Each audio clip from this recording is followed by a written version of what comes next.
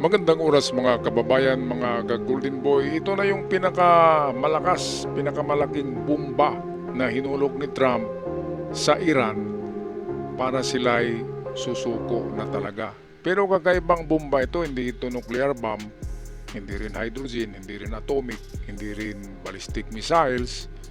Ito ay tinatawag na economic warfare.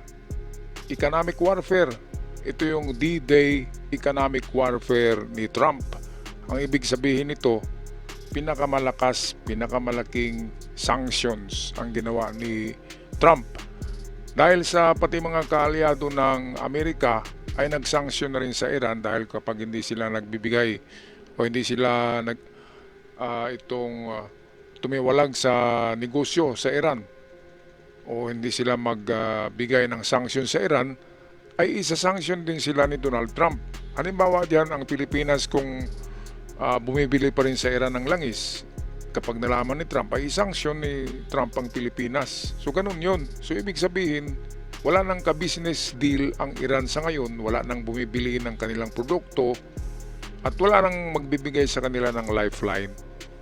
Kaya hindi kagad yan maramdaman ng Iran sa ngayon, pero pagdating ng isang taon, 6 na buwan, ay talagang malaman nila na nasa kailaliman na sila ng kadiliman.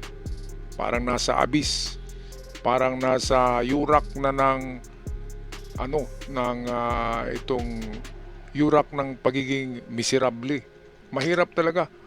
Ang susunod na henerasyon ng Iran ang magsasuffer niyan eh. Paano nila ibangon ang nalugmok na hindi lang nalugmok na pulbos na ekonomiya ng Iran kung lalong patatagalin ng mga IRGC officials ang gera. Kaya nga si Pezeshkian, ang totoong presidente ng Iran, ay gusto nang itigil ito at sinabi niya sa IRGC na itigil na natin to kasi walang patutunguhan ito.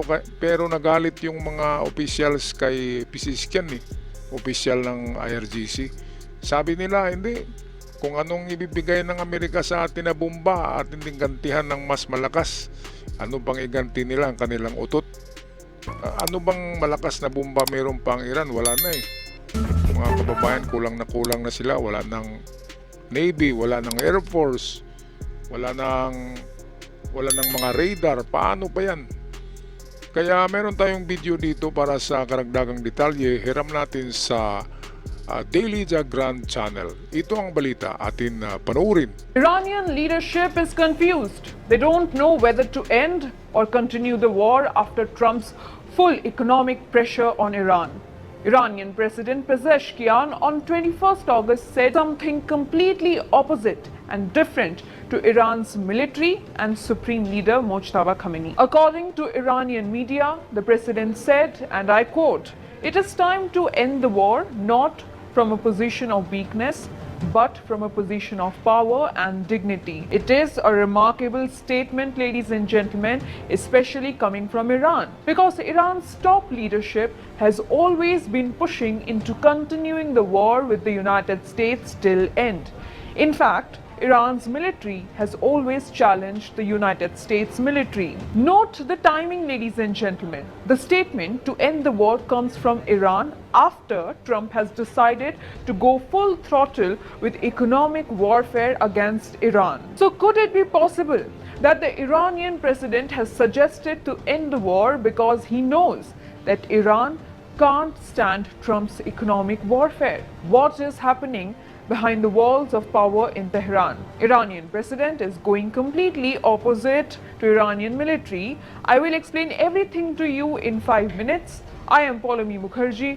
You are watching India Asks by the Daily Jagran. Ladies and gentlemen, first we will try to understand why the Iranian president Pezeshkian may have suggested to end the war with US. What are the economic conditions of Iran right now? Let's see the ground report. Let's hear from the people of Iran. Whether it's food, medicine, cleaning products, or basically anything people need in their everyday lives, prices have gone up a lot.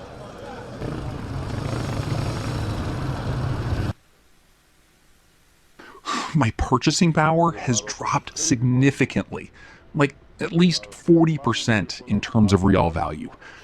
we have virtually given up on many things, to tell you in one word. Medicine has become much more expensive compared to before the war.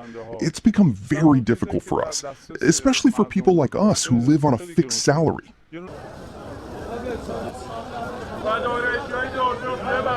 Ladies and gentlemen, these were the people of Iran showing and expressing how difficult everyday life has become under the crushing weight of American economic pressure and warfare. Today, President Pezeshkian is suggesting to end the war.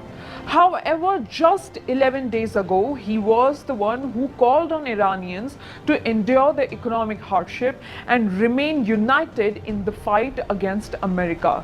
Listen to his bite. Of course, the rise in prices is real, but as long as there are people who are willing to stand their ground and stay until the very end, they cannot do a damn thing.